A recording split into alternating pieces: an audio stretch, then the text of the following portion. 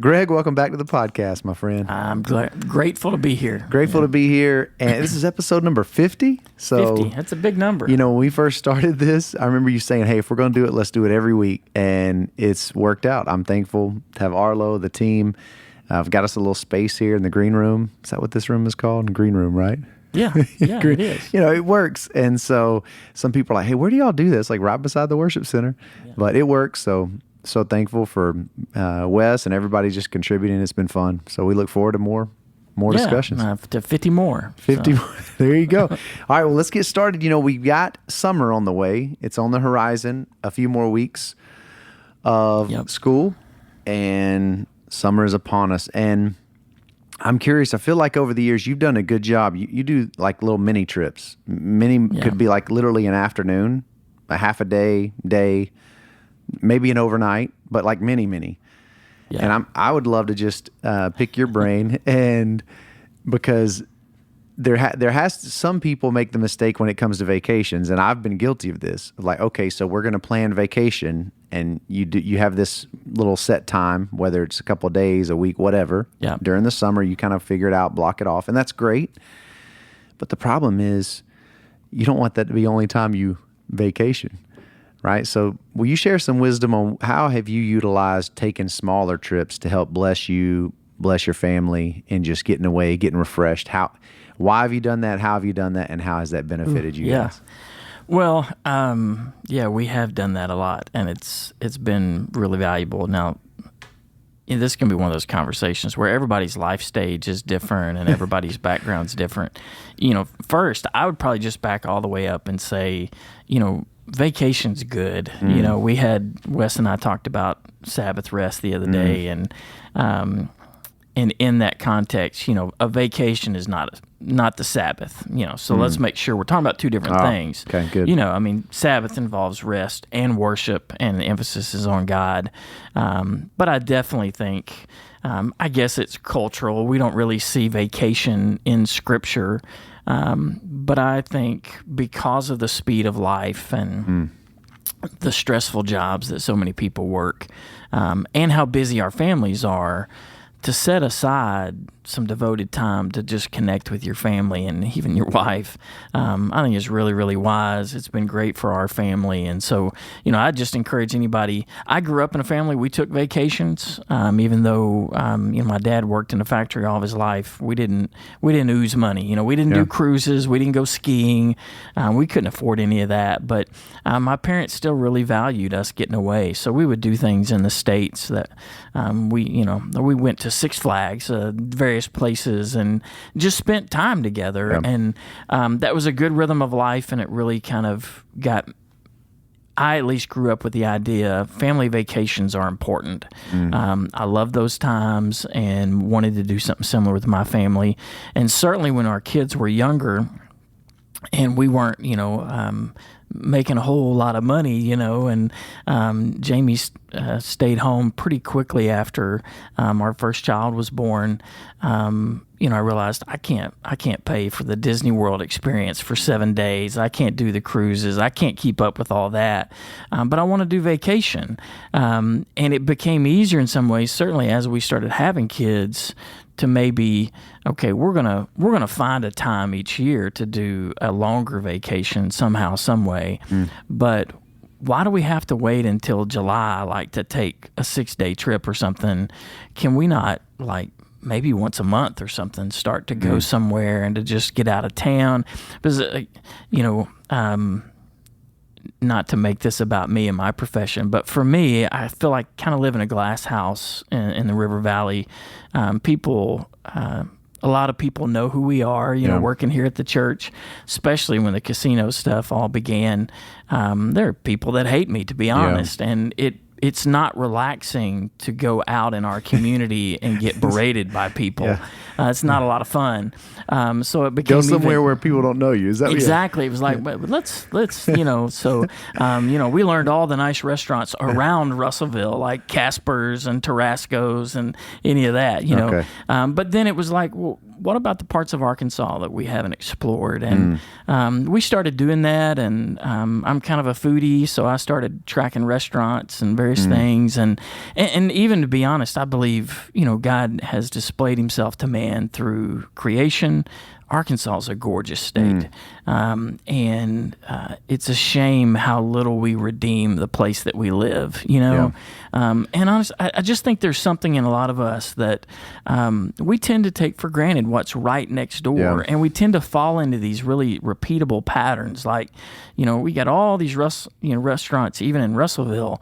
How many of us really eat at more than we go to the same place for Sunday lunch? It's the same thing, and so that was part of it for me. Was like, I need to get away. I want to spend time with my kids. Being in a car and going various places, it's fun, and especially if you're, I don't know, it sounds so silly, but when my kids were younger, you just stop at a nice, we don't have Buc-ee's, but you stop at a nice big gas station and you say, hey, everybody go get you something, get you a snack, get you a drink. That's fun for kids, right. That's right. I mean, I don't know. It is so interesting, simple, but I do think families, you can put pressure on yourself. You got little ones, like you want to give them these grand, but the kids, it's like, I think about, I don't know if y'all ever experienced this when your kids were little, but maybe you and your wife save it. You get these nice, cool toys, or grandma and grandpa get this nice, and you have a cardboard box and all these amazing toys. And what does a kid play with? A cardboard box. Is like, I mean, really, it's encouraging just because. What you tell me, but it's like what kids value really is just the getting away, but also just time with their mom and dad. Yeah. Like, I feel like that's communicating. It's not that they don't have to have those other things. And so there's some freedom in that. And I think it lets you reconnect. And I do think the beauty of like day trips in Arkansas, I'm one of those, I'm a little too much of a planner, like on vacation. I'm not stressed if it's like, hey, let's just load up and we're going to, so-and-so place. Yep. I mean, I don't have an obligation. We don't have tickets to anything. Yep. We're just going to go. We're going to eat a good meal. We're going to maybe go to a state park. We're going to play. And when the day runs out, the day runs out. Yep. That's different. Too often I make vacations a little too much work, and we got to do this. We got, like we've gone to D.C. as a family. Yep. Hey, I really recommend it, but you got to know.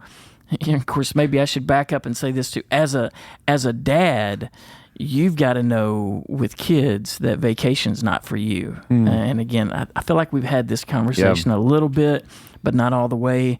That was one of the earliest lessons I learned. Is I grew up going on family vacations.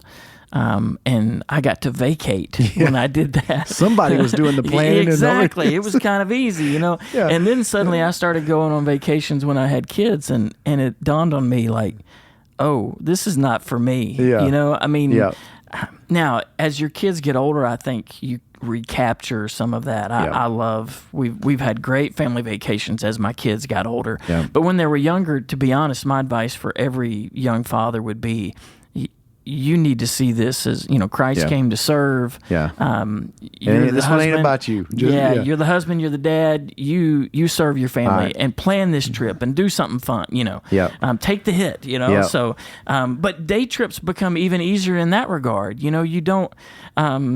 It's just simple. And again, Arkansas is an extraordinary place. I've spent my whole life here, and I feel like I know the state really well, and I love it. Well, I'd love to get into some of that, because I do think it's I hear what you're saying. We're not talking about Sabbath. We're talking about just vacation, and not limiting that to once a year, but let's sprinkle those throughout the year. And I remember doing the Journeyman project, and they would say, like, once a month y'all need to get out of the city you're living in. Take a train, like, just go, even for like just get out. And so there has to be some wisdom to that. And give us some of your top spots, because it's interesting you say that. I've got a friend of mine, he lives in around the Dallas area now for the last 20 years. We graduated college together, and he and his family just came up and took a trip in Arkansas. I think they were crags. What's the Hawksbill Crag? Yeah, the one is like the signature overlook. And I was like, but he was complimenting just the beauty around our state. And I think you're right. It's easy to miss all that.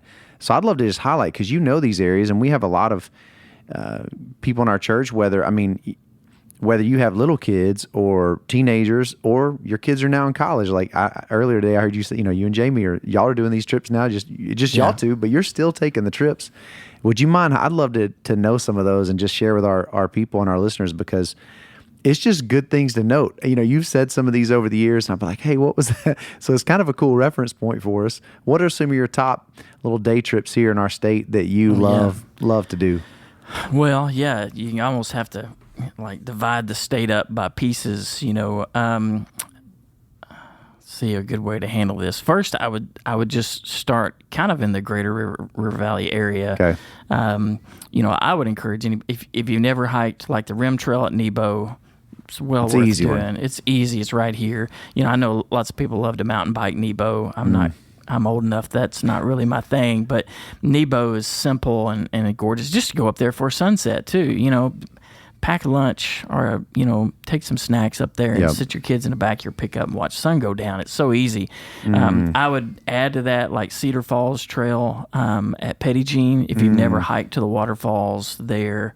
It's one of my favorite hikes. Hey, I'll give a disclaimer. If I'm promoting hikes in general, these are not like, limp your way. You need to be active. This is going to be some exercise. But we've taken, our family, we just did the Rim Trail. Our youngest is 8. I mean, everybody did great. Yeah, they can do it. Yeah, it was great. And it's one of those things, if you go counterclockwise, it's really hard. If you go clockwise, it's a lot easier. Somehow, interesting you say that. I think we went counter because we were thinking we're halfway into this thing. This is a lot harder. And we're just thinking it's going to be a flat. It's the weirdest thing. But if you go one direction, it's pretty easy. You go the other direction, it's all uphill. That's really interesting. Well, that's good to know. Anyway, we had no clue. You learn those tips. Nice little. Yeah. Now Cedar Falls, there's no easy way. You go all the way in and you get to the waterfall and it's gorgeous, and then you got to go back up. Yep. But even the restaurant there at the state park at Petit Jean is a great restaurant, worth eating at, and there's a coffee shop up on that mountain too. And those are simple and those are close. Foodie trips here. I mentioned Jasper's and Tarasco's earlier. If you want a little Yell County restaurant, Tarasco's is a little bit different. Now, what's Jasper's? Jasper's is in Clarksville. Okay. They're actually opening one in Dardanelle. Okay. Jasper's is one of the best restaurants in our area. It's just it's well done. Okay. But it's in a converted horse barn at the university in Clarksville on campus. Or right off campus. All right. It's a gorgeous renovated building, great food. If y'all are going there, do you just go to the restaurant, or do you or is there a hike nearby there that you kind of go to? Typically, we have piggybacked that because Nebo's close enough. Okay. We'll do something on Nebo and go up there. But, then you start broadening it. Here locally, it's not local, but if you haven't been to the Oark General Store and got a hamburger, you're just missing it. The drive itself is gorgeous, especially certain times of the year. You just go to Clarksville and go north on Highway 21, I think it is, or something like that. But you cross the Mulberry River, which a lot of people are floating.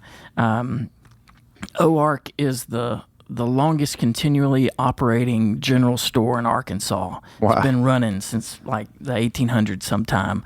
But they make, I would put it in top 3 hamburgers in all of Arkansas. Okay. It's incredible. And that's, middle of nowhere, but it's well worth it. Yep. And then the drive's great. There used to be some hiking there, but I think those trails kind of closed. They had a swinging bridge that got washed out, but that one's well worth it. You can go Little Rock area. If you've never done Pinnacle Mountain, Pinnacle Mountain has now built a big new state park entrance for it that is really gorgeous. And Pinnacle is one of the best hikes you'll go on in Arkansas. But again, it's straight up. You're going up. And so, and obviously you got all kinds of food choices in Little Rock if you want. But those would kind of be more semi-local that I really recommend. Then you start branching off into, you mentioned Whitaker Point or Hawksbill Creek, same place. If you've never done that hike, you got to do Oddly that enough, hike. we've driven by that one. I've yet to do that one. I don't know why we're waiting. Well, one of the issues with that one, there's two issues that I would just give a disclaimer on is there's a sign that's kind of in disrepair that will tell you how to get there from the Ponca side. I think you can actually get there from the other side, which I don't even know what town that is, but you need a car you don't mind driving on a dirt road to get to it, because to hike into Whitaker Point, you've got to drive about 7 miles like up this hill into the middle of nowhere. And if it's been rainy or anything, you need a 4-wheel drive or you probably won't make it up. You're in the middle of nothing, so and also if you have little kids, I would be very careful because you're on a sheer edge. Now, the trail itself is not on the edge, but you're within 10, 15 feet at places, and then Hawksbill Crag is literally a crag looking out over a, I don't know, 800 foot drop.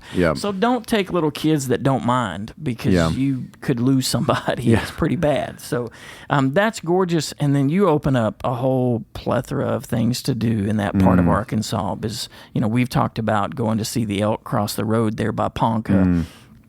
Ponca is a put-in for all kinds of floating. You've got Spring Creek access there, which is a float area to drop in the Buffalo River. Jasper is one of the coolest towns, if you've never explored it, that is just really close to Ponca in that area. Jasper Pizza Company, some of the best pizza I've had. Everybody that travels like to Branson knows Ozark Cafe in Jasper, because it's been operating there for many, many years. Low Gap Cafe is now, it's relocated from Low Gap, and it's in Jasper. Is that the one that used to be kind of a little jag out of town? Yeah, it's fantastic. Was that the chef from New York? Yep. Yep. He actually passed away from cancer a few years ago, or last year. But restaurant's still operating at the same level. It's really worth it. It's in Jasper now.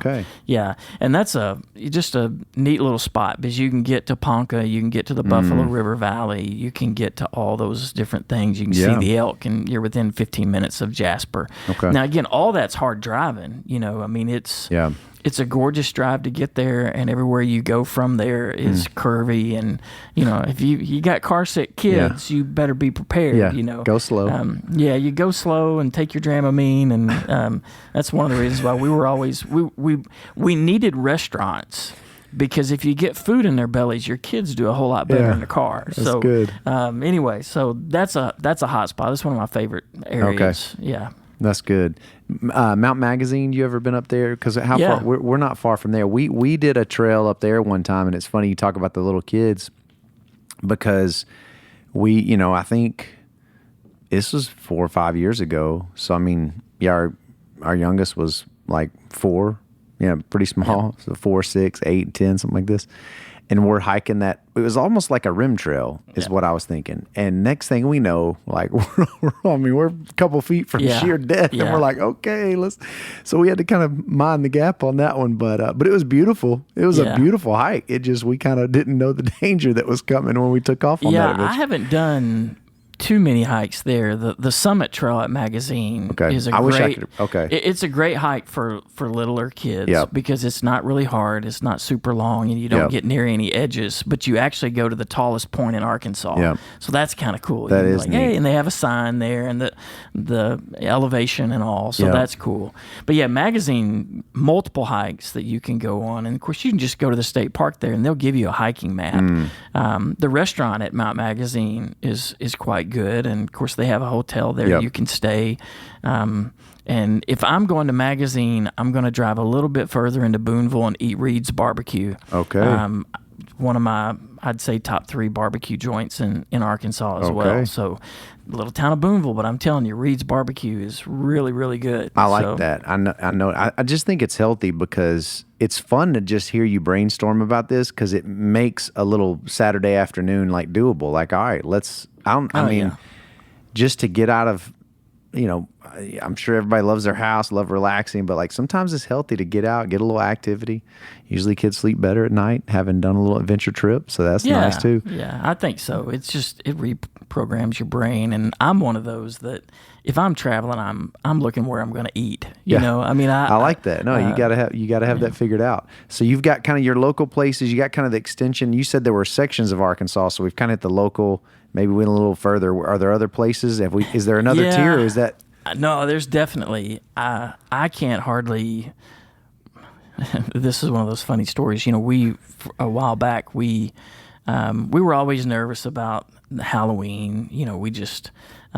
It's a weird sort of time as a pastor's, family for what do you do for Halloween? And, we started getting out of town and really I'd known it a long time. I spent a lot of time there running around in college, but Eureka Springs is our go-to spot for the fall. Okay. Now, again, I wouldn't recommend a young family go there on Halloween itself. We went a couple times and it's a creepy town at Halloween. They roll out the dog and pony show for Halloween. But Eureka is a great day trip. Eureka has almost something for everybody in that their downtown is really historic. They've got some funky architecture that, I mean, you can drive all over the world and not see much like it. They've got an old hotel that opens up into a V, the Basin Hotel downtown, and it's really cool, and it's been there a long time. But they've got all kinds of shops in there. They got candy shops. They got kind of high-end clothing. They got athletic stuff. Anybody could go there and be entertained just going in and out stores. They got some old candy shops where they make their own taffy and their own stuff, and coffee shops, all kinds of food down there too. You can spend a lot of time just in downtown Eureka. But if you're going to Eureka, there's a couple spots you really have to go. There is like a safari not far from town, like a wilderness safari that young families I think would really enjoy. But I would always recommend you got to go to the Crescent Hotel. Okay. It's a historic old hotel. Actually used to be a sanatorium. It was started by a scam artist. There's a lot of history there. Okay. But the hotel is gorgeous. It's also reputed to be haunted.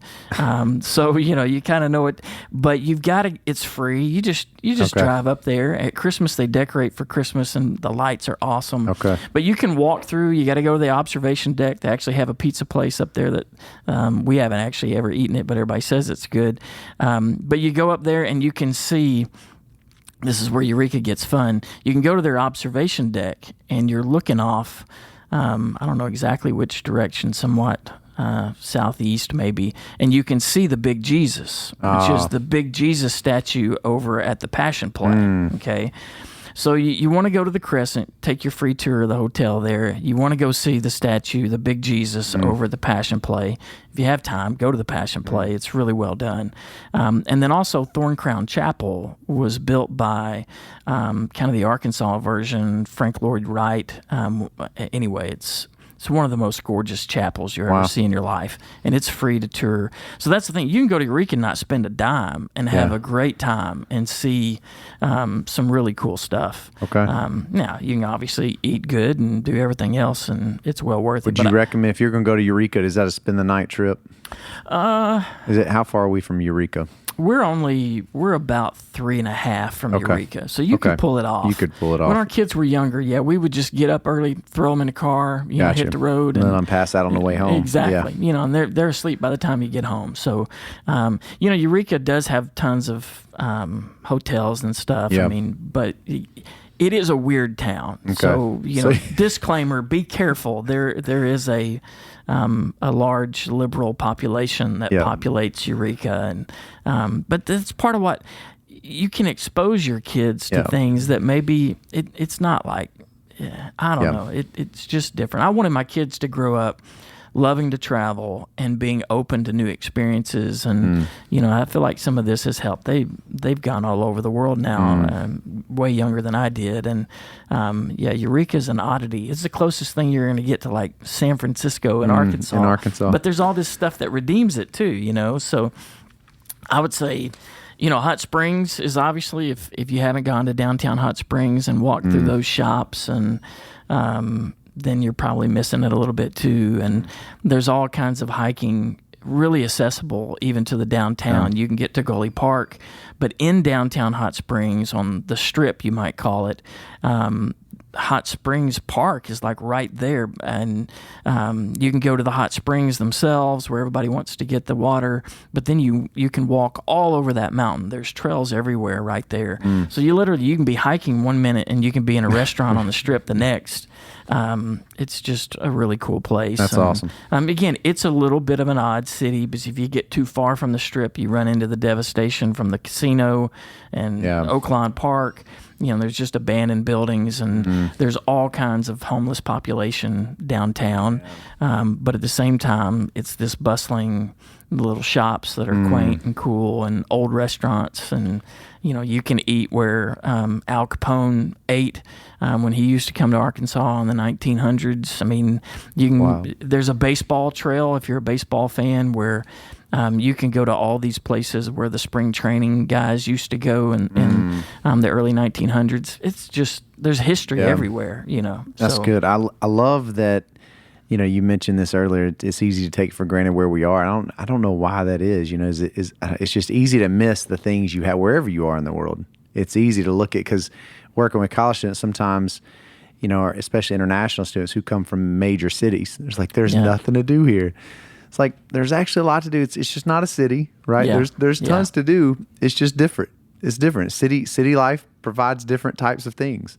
So there's certainly some hidden gems in our state, and so it's cool to hear you talk about. And we've taken some of those, and I love those. It's great. It's so good. And to get outside with your kids and let them hike and explore nature and have a picnic or find a nice restaurant, that can be just such a refreshing thing. What are some benefits? And if you have some more, I'd love to hear it. I don't want to cut you off if you've got some more. I've always got more. But I'd love just to speak to what are some of the benefits you experienced as a dad, not waiting for just that once. You still do that, I hear you, but also just maximizing that time. What are some benefits having you did that through your kids through there, and you got one still in I guess two still in college. Yeah, he's married now though, so it's I don't really put him in the same category. Yeah, but so you're kind of in you did that. Looking back, what are some benefits you feel like you have received from what we just talked about, rewards? What were some of those rewards for you from having been faithful to just take little trips here and there? Yeah.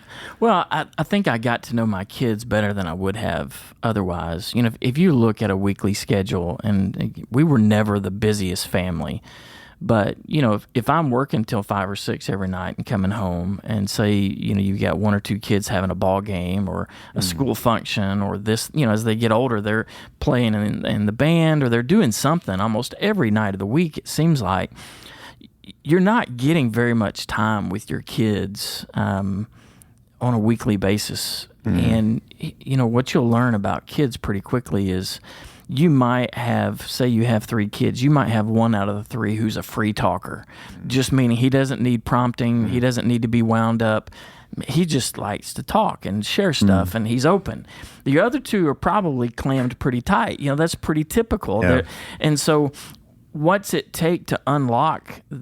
You need to be with them for 4 or 5 hours, like in a car, seated at a restaurant or something, And so those times become, I feel like I got to know my kids better because they would begin to express things, and it starts to come out. But on a normal weekly basis, they're getting up 7 o'clock, you're sending them off to school, they're coming home, they're tired, they've been engaged all day, they may have a ball game later, they never relax and they never really open up to mom and dad. Not to mention, you're probably not, I'm not in a position to engage if I just, had a difficult day at work or whatever.